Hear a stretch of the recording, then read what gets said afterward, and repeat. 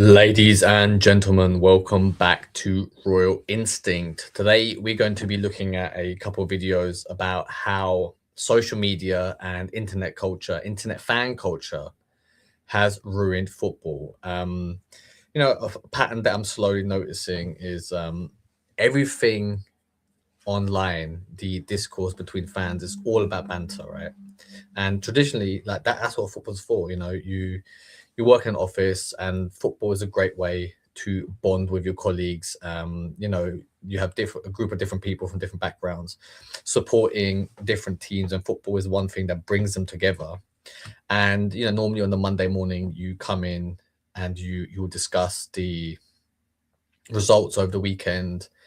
And if you have a rivalry with your colleagues, with the team that you support and the teams that your colleagues support, naturally you're going to be having a bit of banter at each other. You'll be laughing at the poor run of form that your colleagues team might be experiencing, and they might be throwing jokes at you if your team is performing poorly. And it was all in the spirit of the game. Let's say it was all in good jest. However, on the internet, we support our teams, we have rivalries with other clubs, but the people that you're arguing with online, they're not your friends, right? So the joy and the spirit of banter is kind of gone, and that's when it turns toxic, that's when it turns hateful. And that is the environment that I'm seeing at the moment all across the internet, the football Twitter, football on social media, the discourse around it. Why it's important to what we do here at Raw Instinct? Well, one thing is because if you are somebody who gets caught up in such negative news cycles, if you are consumed by what other people are saying about your team, if you find yourself in endless Twitter wars, or battles within comments of videos, then you are somebody who really needs to take a step back and look at yourself. You're like, is this the best use of my time? Is this the best way I can spend making my life productive? Because what you may not realize is that football, the Premier League, top flight football, is basically a way to distract you from the oncoming assault, from the oncoming doom that is coming. The elites are blinding you. They are keeping you glued to a cycle of hate, by feeding you things that will piss you off on your algorithms, right? And the reason they do that is because they want you distracted. They want you to spend all your life force, your energy, on wasted, meaningless, arguments, because they want you depressed, they want you unhappy, they want you filled with self-doubt, they want you to remain distracted while they plunder the resources of your country, while they are selling out your land, your nation down the river. And they will be taking all the resources, all the money, all the assets. They'll sell them off, and they'll fuck off to their private islands, their secret bunkers, when the AI doom gets here. Okay. That is not what I'm about. That's not what we are about here on Broad Instinct. We are trying to build our kingdoms. We are establishing nations. We are using our time productively. We are building new ways to prepare ourselves for the oncoming doom, the oncoming problems that the societies will find themselves in, and will be naturally the ones, the kingdoms that they'll come to seek shelter in, because we are the ones preparing, we are the ones who are establishing kingdoms, and therefore we are kings. And naturally, when all humanity has lost all hope, when humanity has nowhere else to go, we will be the de facto leaders of the world. Okay. I personally support Arsenal. There's nothing wrong with watching football, there's nothing wrong with having banter with your friends, but do not allow the negative news cycle, the negative YouTube videos, negative TikTok videos, or Twitter feeds, to distract you, to allow negativity in your mind, into your kingdom. use it as entertainment. Don't allow it to fuck up your mood. But let's jump into this video. 2023 Ballon d'Or France footballer is Lionel Messi. What's the decision? It is penalty.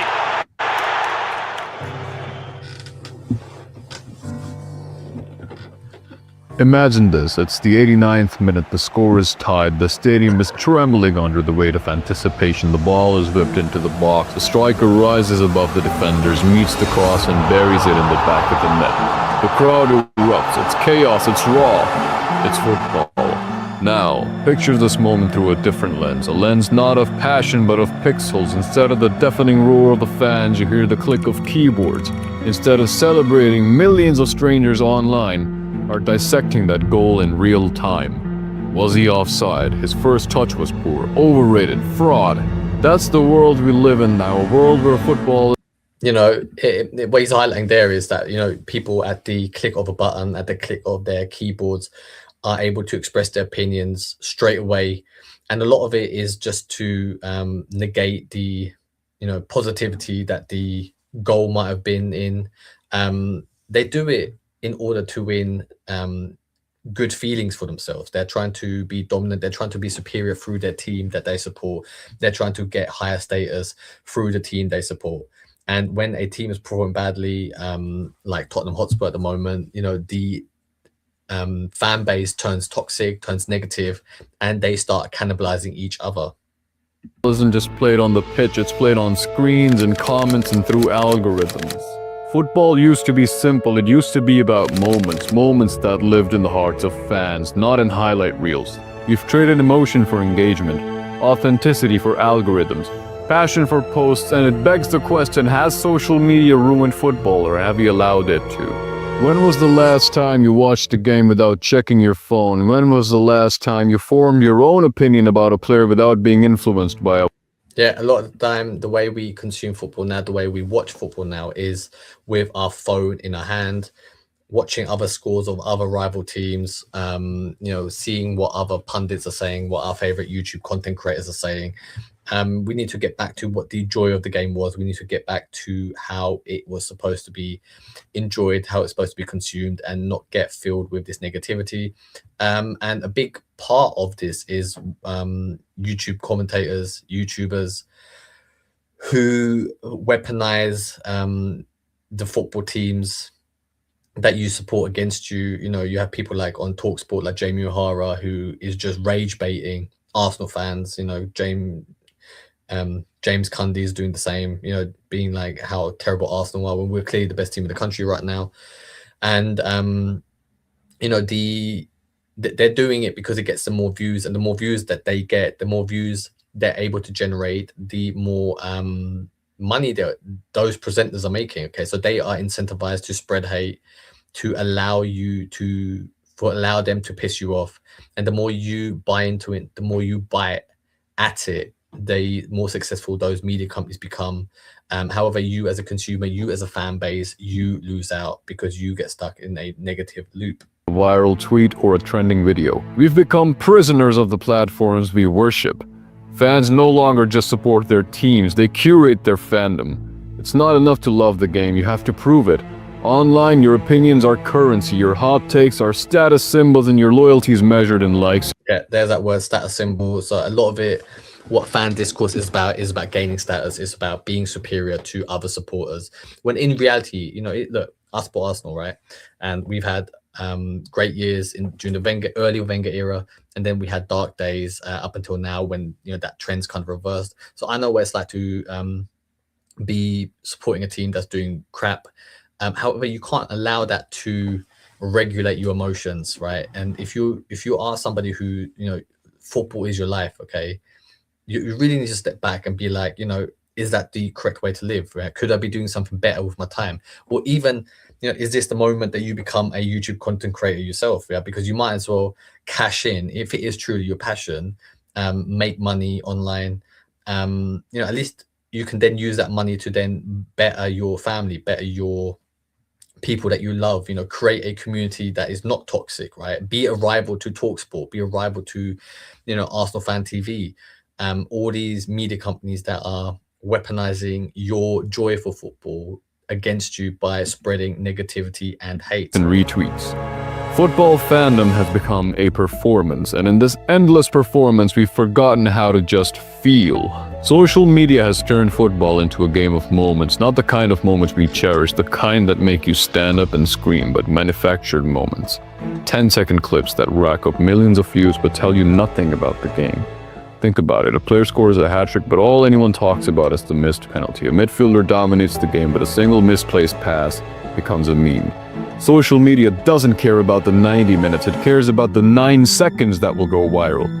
And why is that? It's because it is a moment that you can use to laugh at somebody, right? If your team loses a penalty shootout, then the rival teams will jump at it, being like, your team is shit, you're like this, ha ha, just to gain some sort of status in that moment. You need to stay away from those people. You need to get away from them as far as possible. You need to be around positive people. You need to be around people who really truly understand you, who want the best for you, who have your back, who are ready to fight with you, alongside you in the wars to come. That is what we're building here at Royal Instinct. We are building the Amicis. We are building kingdoms. I'm helping my clients become kings, establishing kingdoms, establishing nations. We are buying private islands. We are coming up with new sources of energy. Okay, if you understand what I'm saying, if you understand what I'm doing, if you want to be a part of this, you need to reach out. This is a bat signal I'm sending out to the Avengers. You know, if you are a hero, if you want to be a hero, if this is the moment that you embark on the hero's journey, then this is your moment to reach out to me, and let's see if we can work together. This isn't football, this is fast food. Cheap, quick, and forgettable. And then there's the toxicity. Oh, the toxicity. Social media has turned football fans into warriors, armed with words sharper than any tackle. Rival. And you have to understand is that negativity is human nature to react to negativity towards it. We need it in the sense that, you know, if there is negativity within the environment, we try to stay away from it, we try to fight it. So it's natural human nature to react to negativity. But however, you know, from a modern lens, from a rational mind, you need to understand that, you know, this shit is not good for me. So it is best to curate an environment for yourself, an algorithm for yourself, you know, a positive outlook, you know, curate, you know, the media that you consume has to be positive. It has to be helping you build towards a better future instead of creating a more toxic environment. That once lived on the pitch now spill over into the darkest corners of the internet. A player has a bad game, abuse. A team loses a match, conspiracy theories. A referee makes a mistake, death threats. What used to be banter has become bitterness, and the players, the humans we claim to admire. And the other thing is, you know, because of all this online, you know, this online community around football, or this discourse happening, the players buy into it as well, right? That they play up moments as well, you know, try to make themselves look better. But then when it goes wrong, they are the recipients of that hate, and then they claim, you know, oh, it's not good for mental health. It's like, you know, you're feeding the beast on one hand in one sense, and then, you know, you're claiming, you know, it's hurting your mental health on the other. You know, that's why, you know, try and stay away from it. You know, just do your job, right? If you're a football player, just do your job. You know, score goals. You know, the success will drive you forward anyway, right? It will. All the discourse around you will turn positive if you're successful, right? No matter what you do, you don't have to be extra feeding into the beast. Bear the brunt of it. Imagine scoring the winning goal in a Champions League final only to open your phone and see thousands of strangers calling you a fraud. Is that what we wanted? Is this what football has become? Social media hasn't just changed the way fans experience football, it's changed the game itself. Players aren't just athletes anymore, they're brands. Clubs aren't just teams, they're content creators. Every post, every tweet, every Instagram story is calculated. Players are taught how to engage with. And you have to understand is, you know, that is where the world is moving towards. We are moving towards a time where we are not living in our individual nations. You know, there will be no America, there will be no Great Britain, there will be no Europe, Asia, whatever country, whatever continent you may find yourself in. We are all slowly plugging into the biggest country in the world, which is the internet. Okay, and once you're on the internet, you need to become somebody on the internet to be seen, to become somebody. And content creation is the best way to do it, because you're building a platform for yourself. You're building an audience for yourself who will be there. Here on Royal Instinct, we find out what our what live passion is, what we are most passionate about, what we are good at. You know, we find our zone of geniuses, we build expertise around it, and then we become subject matter experts. And once you are a subject matter expert, it is only natural that you are a point of authority. And when you have authority, you can build a kingdom, and then you will be crowned a king. Okay, if you want to take part of it, if you want to build a kingdom, let me know. Fans how to build their brand. The game you fell in love with has been replaced by a PR machine, churning out perfectly curated moments designed to go viral. Even the clubs are guilty. Transfer announcements are now blockbuster productions. Matchday content is designed to drive engagement, not excitement. And the soul of football is buried. And it's all about getting your eyeballs onto their products to distract you, to allow them to consume you, because the more of their program that you consume, the more likely you are to buy. And that is how they will extract resources out of your pocket. Do not fall for the game. Don't fall for the trickery that they are creating. Be somebody who is self-aware, be somebody who is protecting their own mind and their own interest. But let's jump into this other video. Media has become a plague upon all of our lives. It has caused a spike in childhood depression, an attempted insurrection, and worst of all, it sometimes leads to old friends trying to reconnect with you. The likes of Mark Zuckerberg and Jack Dorsey certainly have a great deal to answer for. Whilst MySpace helped us discover new music from underground artists, and Bebo taught us that Jordan Henderson is an absolute madman who's scared of nothing, which is probably what bagged him a gorgeous girl like Sarah, Twitter has facilitated politically polarizing bots originating from Russia, Iran, and Myanmar to influence elections and regime change. Meanwhile, Facebook has radicalized everyone's parents into believing that a wave of transgender revolutionaries. And that's an interesting take, that these social media platforms are radicalizing people, you know, and one way to radicalize you is by creating a negative environment for you, you know, where you are in a constant state of anxiety, in a constant state of depression, in a constant state of negativity, hate, anger. And then you are more prone to do impulse decisions. And the impulse decisions that you're most likely to make in this current climate, the current world that we find ourselves in, is to buy products to alleviate that discomfort, which is also why sports betting is big around football, which is also why alcohol, nicotine, these things are also a big seller to people who consume football. And people of colour are coming after their way of life, and now they can't understand why their children and grandchildren aren't as racist as them.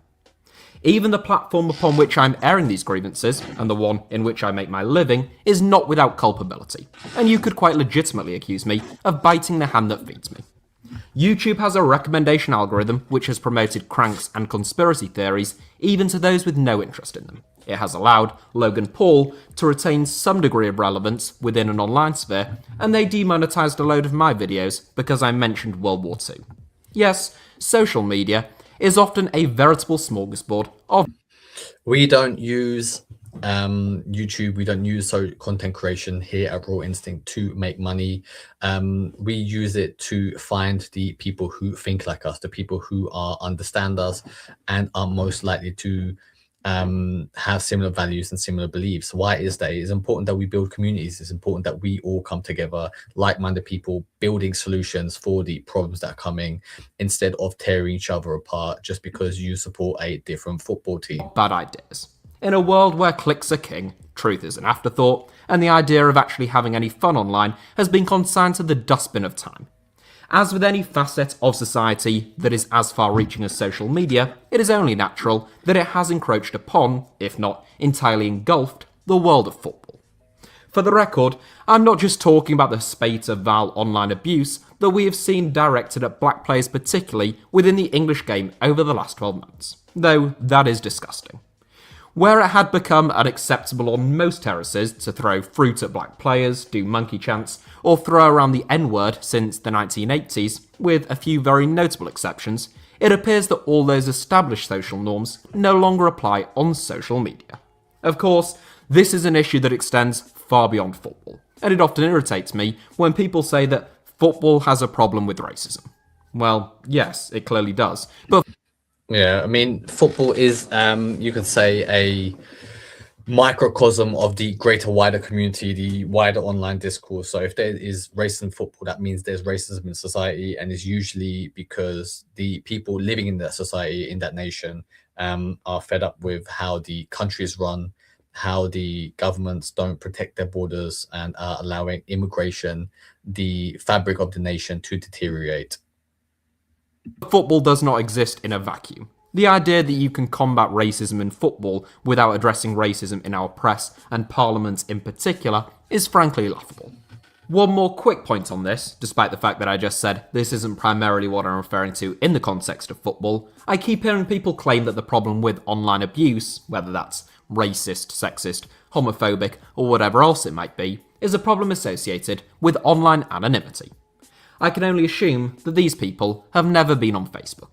Of course, there is a big problem with anonymous online trolls and the hate that they spew, but the idea that introducing ID checks in order to set up social media accounts will stem the tide of online hatred and abuse is quite frankly one for the birds. Some of the most abhorrent racism you will find online isn't just from Viking legend 212 on Stormfront, it's from 65-year-old women and 59-year-old men on Facebook posts. And why is that? Why is there these anonymous people making these fake accounts to spread hate? It's because they are in a situation where they feel hopeless. They feel that their situation cannot be made better. So to get that tension out, people used to go to actual football matches and sit in the stands and shout and get release that tension that is built out. And they, it was a cathartic experience. Whereas now, that tension, that anger, that frustration of your life is released online and via hate. Okay, and people are like, oh, you shouldn't be hateful. Well, if a person doesn't have any solution, any hope of making a better life, if the systems in place that should be taking care of its people, the governments, the people in charge, the elites, if they are not allowing you to build a better life, to hope for a better future, then you are going to get this toxic discourse online spilling over into hatred, into racism, into all different types of prejudices. What you have to do is you have to be somebody who is a leader. You have to be somebody who is coming out and fighting against the rage. You have to become the hero. You have to stand up for what you believe in, right? And if you are in your life purpose, if you are doing something that you truly believe in, that no matter what happens in life, that you are willing to fight for it, people will be inspired by you. People will be also wanting to stand next to you and fight alongside you. Okay, they will naturally want to follow you because you show that leadership, you show that warrior spirit, you show the desire to seek change. Okay, and that is what I want for you. I want you to be the authority, be the person who takes their own destiny into the hand and seeks change and brings about change. And naturally, you'll be a leader. Naturally, you'll be seen as a king. And when you are seen as a king, it is easy for you to establish a kingdom. Airing their bigotry with all the pride of a particularly well-endowed naturist exposing their reproductive organs on a nudist beach in Ibiza. So no, removing anonymity will not get rid of hatred, harassment, and abuse on social media. The inspiration for this video was really the exit of Messi and Ronaldo from the Champions League round of 16 though, and the quite frankly bizarre response on social media. Except, it isn't bizarre anymore, is it? It's completely normal. Like politicians not resigning when they're proved to have been corrupt, or only interacting with other human beings via Zoom calls, it's one of those things that used to seem strange, but have now become the norm. I addressed this point on Twitter on Wednesday evening. And this video, you have to remember, is I think is pre-COVID. This video, I think it's like 2018, 2019 time, and the situation in the world has only got worse. Okay, so this is a problem that's never going to go away. It is here to stay as long as we are connected over the internet, which is more and more likely because the elites want you plugged into the metaverse. They want you in 15-minute cities where you have nowhere to go apart from online to escape. And when you are a nobody online, you will most likely become a troll. You will most likely become a irrelevant person who only power is to spill over more hate, what will happen then? Well, AI technology will become so good that they'll probably have some type of bot, AI bot, deleting all negative comments, and then you'll be just shouting into the void by yourself with no hope, no future, nothing good in your life. And that is the position I do not want you to be in. I want like-minded people like myself who are ambitious, who are in the zone of genius, who are creating new ways of improving the world, who are bringing about new leadership ideas and bringing about new nations. After Barcelona's Champions League exit had been confirmed by pointing out that if you watch a football match with the sole hope that either Messi or Ronaldo don't win or make a mistake, just so that you can then go on social media and say how it proves one is better than the other. Yeah, think about that, right? Like Messi and Ronaldo, right, are two of the greatest players to have ever played the game, right? And all people care about online is, are you a Ronaldo supporter or are you a Messi supporter? Okay. And then they pick at each other, being like, oh, look how shit, Ronaldo does this. He hasn't won the World Cup. Or Messi has done this. He doesn't do this. And then that's all their life is revolved around. That is the banter that they find enjoyable. But it's not banter. It is just, literally mind-numbing, brain-rotting content, which is why we are headed towards a world that is, a low IQ world, a brain rot society, and that is not a system that I want to be in. I want to escape the system. I want to build a system, because I realize that the current system, the current way that the world is run, isn't for my benefit. Okay, it is not designed for me or you to succeed. If you want to seek success, you have to go out your way. You have to build something new. You have to create something new. Okay, we need to come together, bring about new creative ideas. And the best way to do it is to follow your passions, follow your genius, build a lifestyle around it, build a philosophy around it. Okay, become a subject matter expert, be seen as a point of authority, and become a king.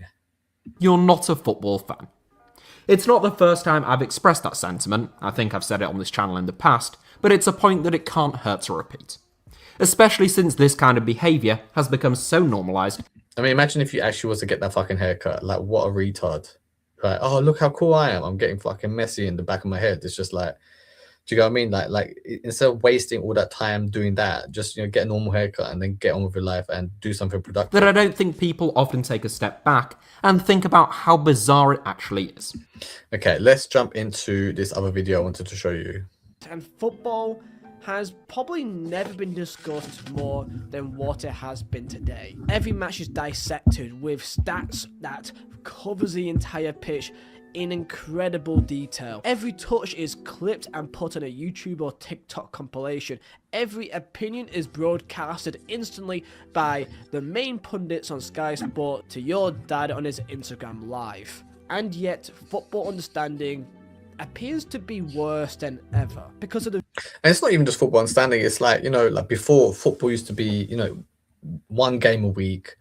You watch the game. You have to go to a stadium to watch it, or you might even go down the pub to watch it, right? It was 90 minutes long. You do your socializing around it. You have a little discussion, and then like that's pretty much it. And then maybe the next day you talk about the game. Now it's like, because of the scheduling, system, how and all these YouTube channels, news outlets, news channels dedicated to football and sports.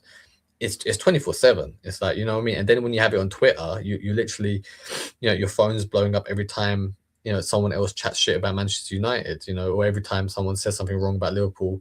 And then you feel as a supporter that it's your responsibility to jump in to defend it. But it's just like, it's absolute nonsense, right? Instead of being the supporter of a team, become the entity yourself. And what I mean by that is become the point of authority, the person that people support, right? Garner your own following, garner your own fans, crown yourself a king, right? Build a nation, and the supporters will come. The people who want to take part in your life, who want to live alongside you under your reign, they will make themselves known. Okay, because if you find the people who are like-minded and you are their leader, you will naturally be a king. The rise of the internet hasn't improved football's debates, but it's replaced it. It feels like many people's opinions are based on stats from games that they don't even really watch because they're too busy doom scrolling on their phone. Before Twitter, TikTok, and the algorithm culture, you watch the matches with your mates, maybe in the pubs, you argued with your mates at the pub or whatever else. But now you're talking with random people online about trying to get clout and getting likes off people in your community on your Twitter. Football debates don't really happen anymore. It's all about trying to get the big comment to get the most likes. Therefore, people's opinions just kind of go with the crowd. Football has become reaction content, and this of course has shaped how YouTube and all these platforms have now been molded, that you talk about the game for maybe a day and then the next day no one cares, we move on. And when it comes to debates, it all becomes very tribal and it all becomes very almost irrelevant to even having these debates, because most of these debates can happen without even watching the games, and then even worse, they're using and the people who are making a name themselves, you know, making this content, they're usually the worst type of people as well, right? They have the most ludicrous takes.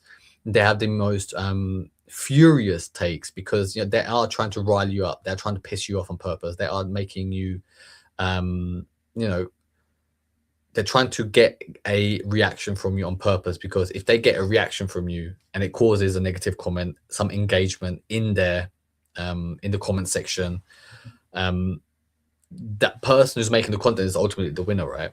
So instead of, you know, participating it, never comment on these, you know, football, you know, don't ever leave a negative comment, right? You're never going to gain from it.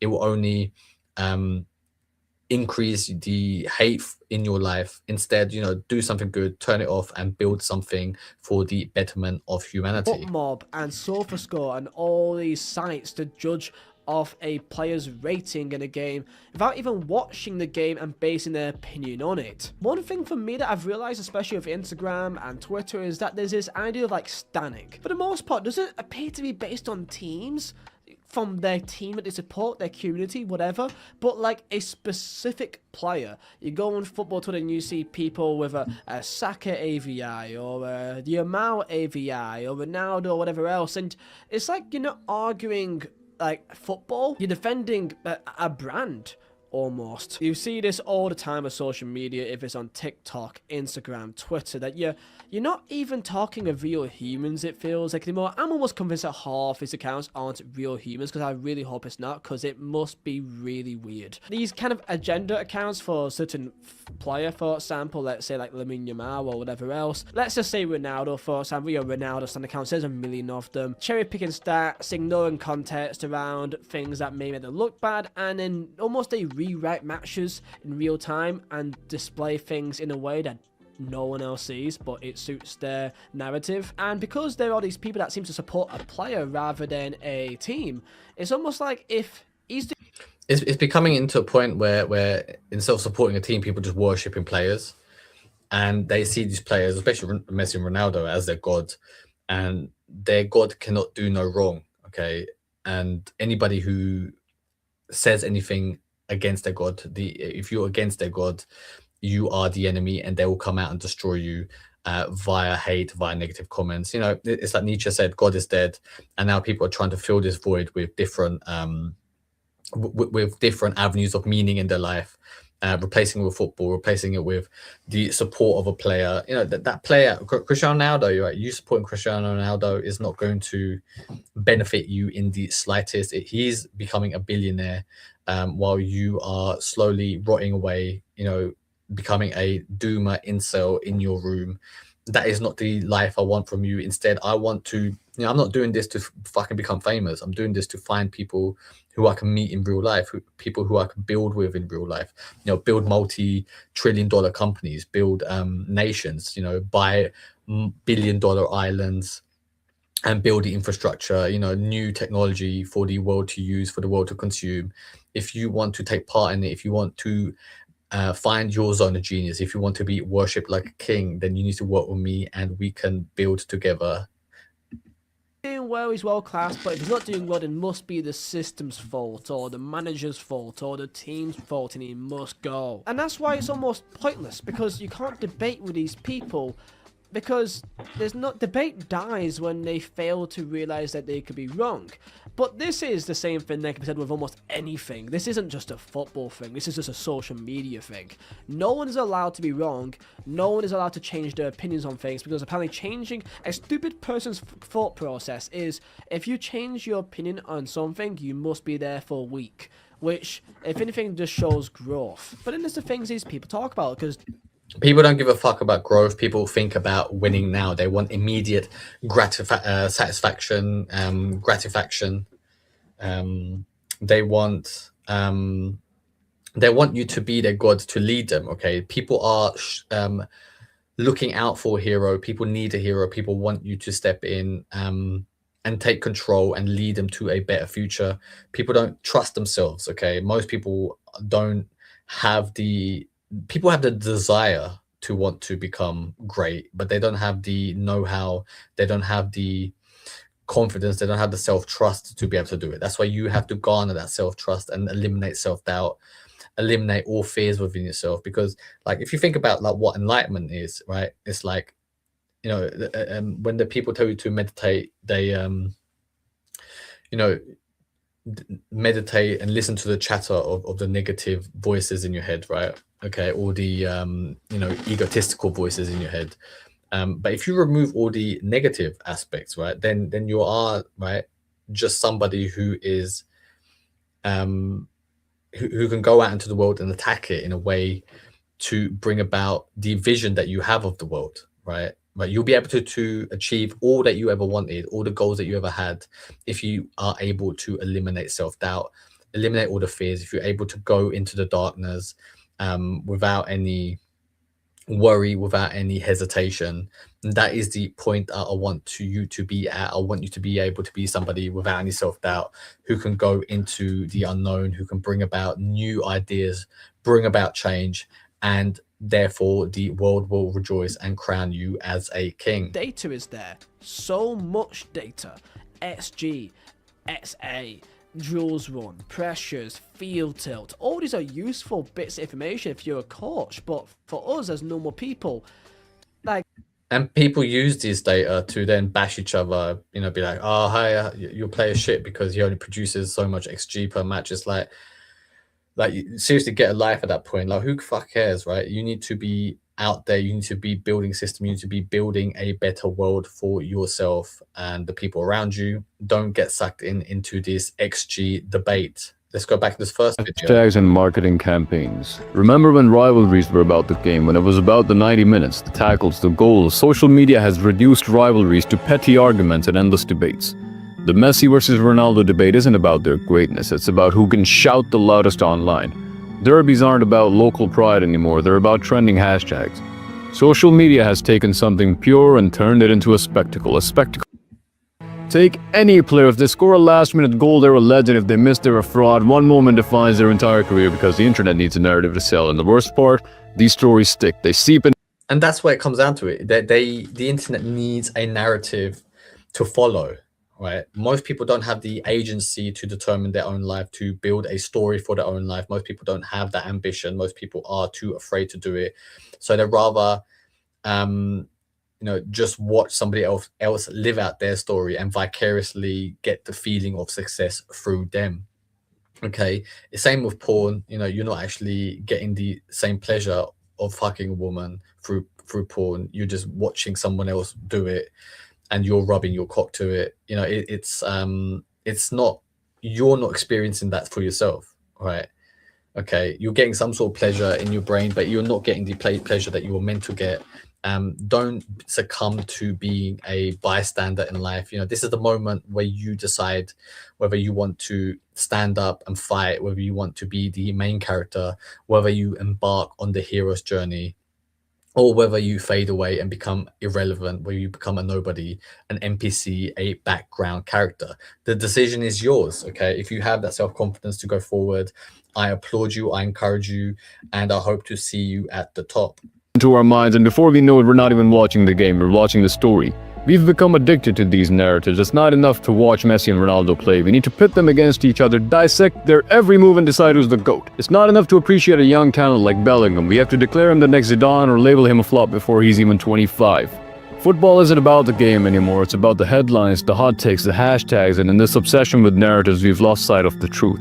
That football is too beautiful, too complex, too human to be reduced to a single story. Let's talk about the algorithms, these invisible forces that control what we see, what we think, and how we feel about football. Social media platforms are designed to keep us engaged, to keep us scrolling, and they do that by feeding us the most sensational, divisive content possible. You've seen it.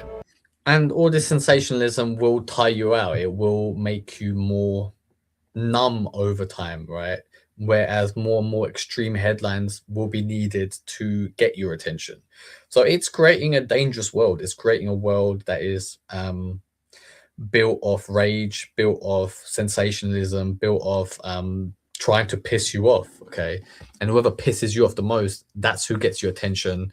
You know, people are literally that's how Donald Trump got into power, right? He made himself the boogeyman. He made himself the most hated man in the world, and people kind of applauded him for it, right? People were like, you know, he's at least he's got the courage to be a dickhead, right?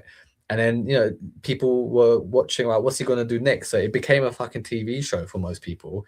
And then you have the people who take him seriously, right? And they get angry on the other side. And it just consumes an us versus them mentality, a battle on TV, a daily live show, right?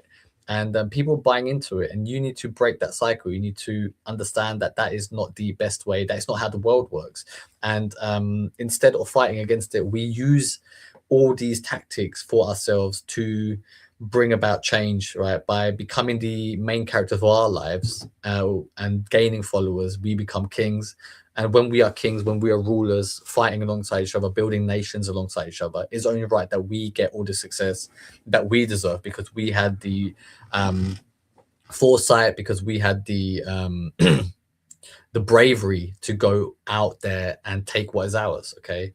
Anybody can become successful. It is down to if you are willing to tolerate the pressure to get there. The viral clips of a player's mistake, shared thousands of times, with captions like, "Bro, it's not him." The algorithm... Yeah, that is just the worst. Like, I mean, it's literally children, right, posting this, and then it just dilutes into like everyday language. Okay, let's jump back into this video.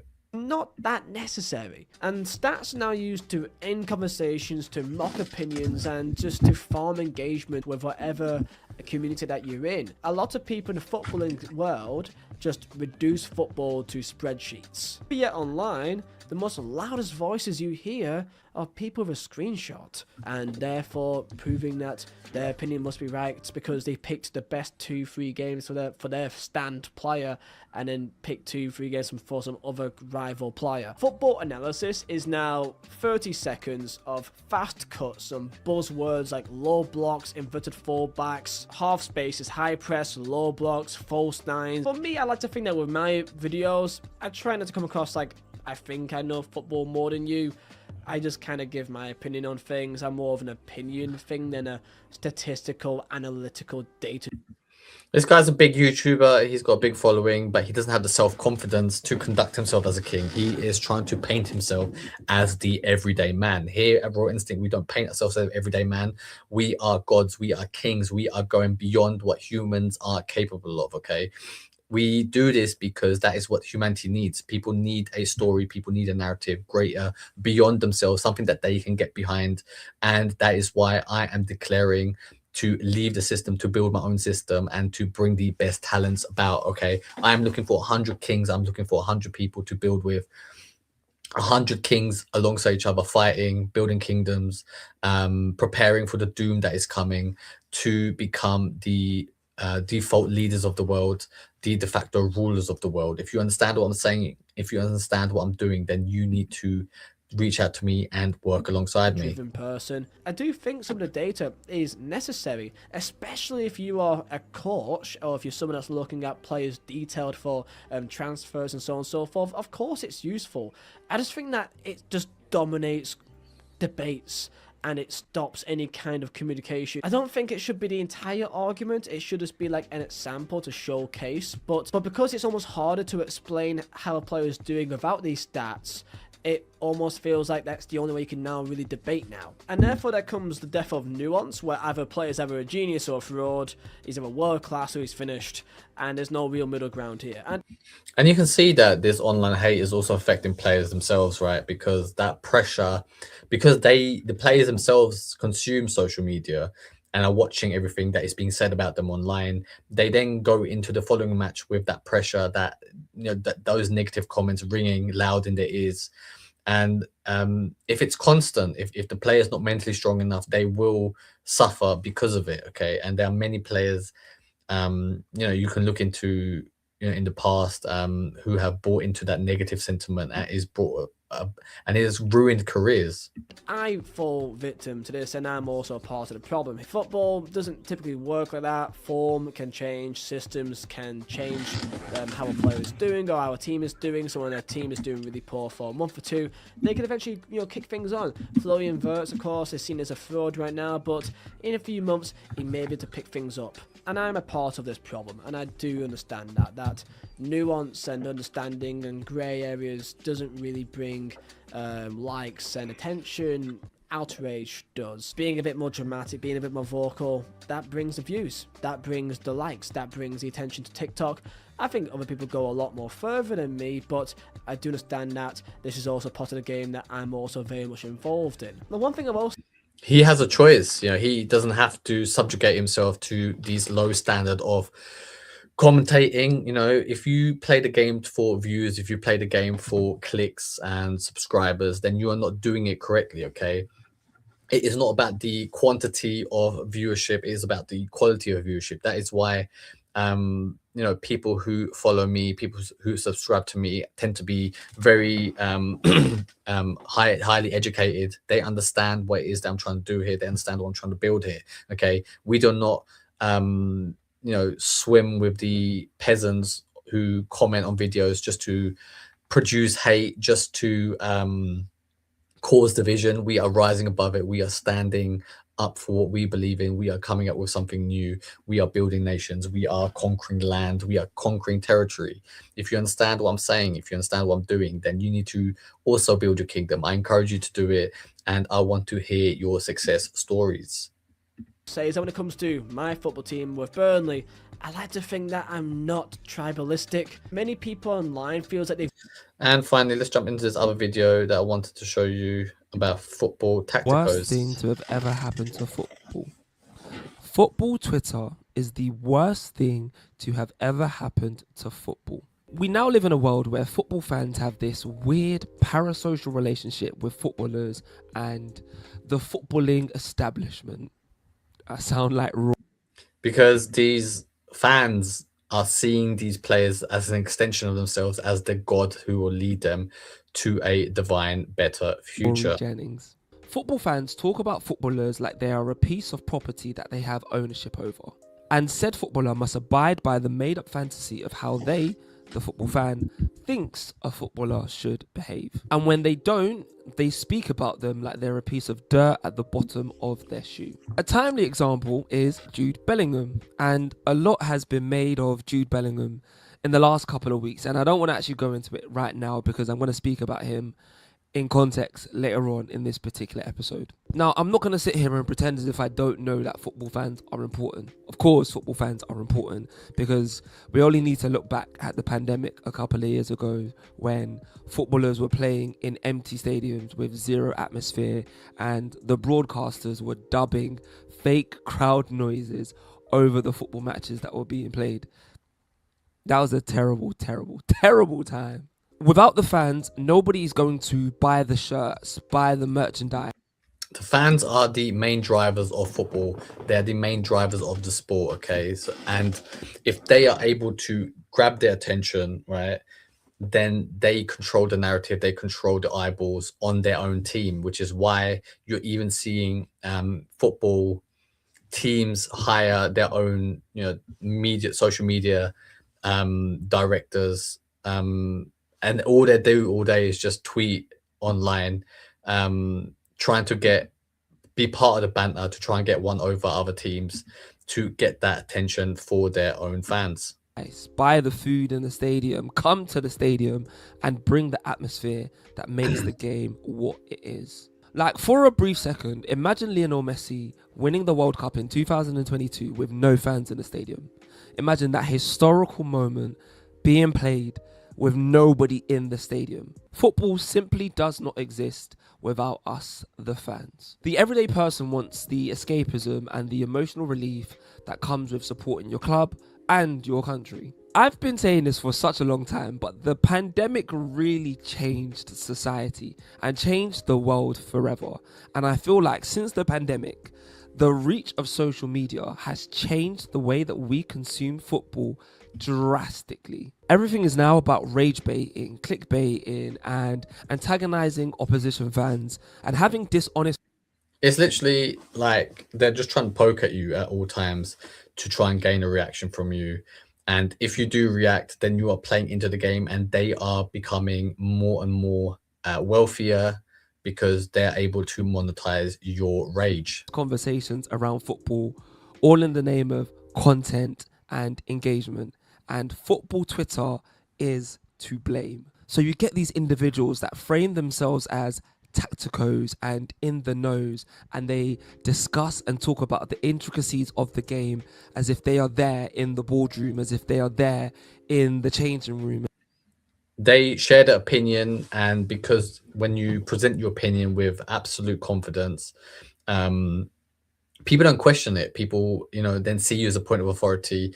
And that is the point that I want you to be at. I want you to become a subject matter expert in whatever field that you are most passionate about. Whatever you are good at, become somebody who is a point of authority. And then people will defer to you when it comes to opinions on how to live, what philosophy to follow, how to be the best version of yourself. Let's jump into this other video. Out, it is akin to football fans in the era of Zico and Platini in the late 70s and early 80s, watching Juventus get knocked out of the European Cup by Hamburg, and then start faxing all their friends telling them it proves Zico is better, and posting letters to random strangers telling them that Platini is a bottle job who stat pads with penalties against Cagliari in Serie A. That may seem ridiculous, and even somewhat amusing, but that is basically what militant Messi and Ronaldo fans do online. Of course, there's nothing wrong with having a preference between the two, and we all have opinions about players, and it's good fun to debate the various merits of Koundé versus Upamecano, or Henderson versus... You have to realize is a lot of time football is great as a great conversation starter. If you ever run into someone, if you meet somebody, and you're kind of finding, oh, where you're from, okay, where did you, where did you go to university, what do you do for a job, and then you naturally go, what football team do you support? And if they watch football, if they are a support team, it's a natural neutral ground for you to explore each other's personalities with, for you to get a feel for one another, right? So if you meet a Man United fan and you support West Ham, and you had a game early in the season, I know they played last night, but you'd be like, oh yeah, did you watch that game? And then you could be like, oh yeah, I actually went to that game. And then you just share your experience and you get a feel for each other. You find commonalities amongst one another. And it's a great way to get a conversation going on neutral ground, on, not politics, not religion, it's just football. But now in the current climate, in the current discourse, people are weaponizing football in the same way politics and religion is weaponized. Pope without mates. But once you reach the point at which you are viewing football solely through the lens of a comparison of two players, the sport has lost all meaning. You might as well watch two strangers play Pong and nail your master one of them and send death threats to anyone who thinks that the other guy is better. That is the entire extent of your sporting experience once you've reached that level of psychosis. You might be thinking, that's all well and good, Alfie. And I agree that Messi and Ronaldo obsessives are weird. But that's a pretty small percentage of football fans. Now, I hope you're right, but this isn't an issue restricted solely to the never-ending debate between those two. I've no doubt that the Messi versus Ronaldo debate polarizes people more than most. I mean, I've had people comment saying that they've unsubscribed from the channel because I think Messi is better at football than Ronaldo. like when people get to that point, you just know that they are not mentally well, that they are in a position where they they're living their dreams vicariously through these characters, right? Because Ronaldo and Messi are real human beings, they're real football players, they're real athletes, but to them they're just these deities, these characters that they live through vicariously, like a TV fucking show, right? It's getting sad. And when they have so much investment into these characters, and then you make a YouTube video of why Messi isn't the best player ever, and then it triggers you inside. It just shows that you are that these people are lost, that they need hope, and that is where you should step in. That is where you come in to give them hope, to give them an alternative way to live, an alternative future to have, to get out and prepare themselves for the oncoming doom when they will be stuck online 24/7 in their 15-minute cities. But let's jump back into this video. Space in their community that they can't go against it at all, otherwise it's a death of their own ego. So it feels like they're defending their club, their timeline, their online identity. They can't lose, they can't be wronged, because then it almost looks like they've failed in some astronomical way in life. That's why when you talk about these football debates on Twitter and Instagram, it almost feels like the only way it could end is with someone being completely owned. That's why if you are someone who's young, just don't waste your time talking to people about football on social media, because it's just not worth it. I don't use TikTok really, and Instagram usually kind of cool, but Twitter I know quite well. Just don't bother. Just don't bother, because no matter what you say can be used against you, even if you don't even mean it. I once said, for example, I always use this example because it's always so dumb, is that I said years ago, it was like, before the 2022 World Cup, I think, that I said that I think Foden is like one of the best, most important players in the England national team. You may say now that's a dumb thing to say, but this was 3 years ago, and I think I even said something along the lines of, I think Foden is one of the most talented players in the England team, and yet that got turned immediately by Arsenal fans to me, therefore saying that Foden's better than Saka, and that therefore I must be racist because... And there is no nuance left. There are no adults in the room anymore. It is just children attacking each other, calling each other names. If you have an opinion about a person who's a different color to a different player, it automatically becomes about race, when it's just a preference on their ability, right? Which is what all humans should be judged on, is their ability, not their color of their skin, right? It is all about what you do. And if you find yourself in a position where you are being judged for who you are or what they perceive you to be, you need to get out of that environment and find people who are more like you, who believe in the same things as you, who are more like-minded. Find people who are ambitious, find people who are willing to help you bring about your genius, build real connections, build real trust and friendships. We're here at Royal Instinct. We are building the Amicis, which is Italian for friends. We are coming together. We are coming up with new solutions. If you want to be part of that new way of life, the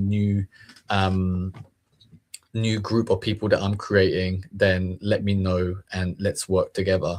Which is hilarious and bizarre when you think that this is literally a channel in which I tell stories and give my opinions on football. It would be pretty weird if all 300,000 plus subscribers agreed with every single assessment and opinion on football, or on anything for that matter, that I ever had.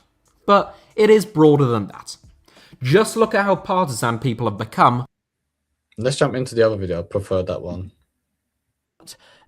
Giving Saka the flowers and the respect he deserves. I didn't even say that Saka's bad. I didn't even mention Saka's name, but it got quote tweeted to an incredible level where people accuse me of being racist, and that's the problem with social media. You could say anything and it could get turned into something else it just isn't, and it's annoying and it's damaging, and it's been like this for years because the pot gets heated up so much that when things don't go right, that the players get abused. That's happened a countless times now. Managers get written off instantly after like 2 bad games, and therefore young players that's coming through is immediately put through the burner. And I hope that if you're any young footballers, I doubt you watch my videos, but if there are any, they just cannot be on social media. And also, if you're, let's say, a young football fan and you're online. So you're saying a lot of the things that I've said is like, you know, it is detrimental to your health, to mental health. And your mental health is very, very important. You know, we live in a time where there is a crisis of mental health. People are full of hate, full of depression. The best way to alleviate depression is to do the opposite of it. You know, instead of depressing, you express. Okay, and here at Raw Instinct, we are expressing on the World Wide Web, on YouTube, and we are finding like-minded people who understand and see the value in what you're doing. And we are building nations around it. We are building armies around it. We are building friendships around it. Okay. If you want to be part of the Amichis, if you want to be part of Raw Instinct, you need to reach out to me. We can work together. We can eliminate the self-doubt that you carry on your shoulders, and clear your mind so that you are well prepared to be in your zone of genius.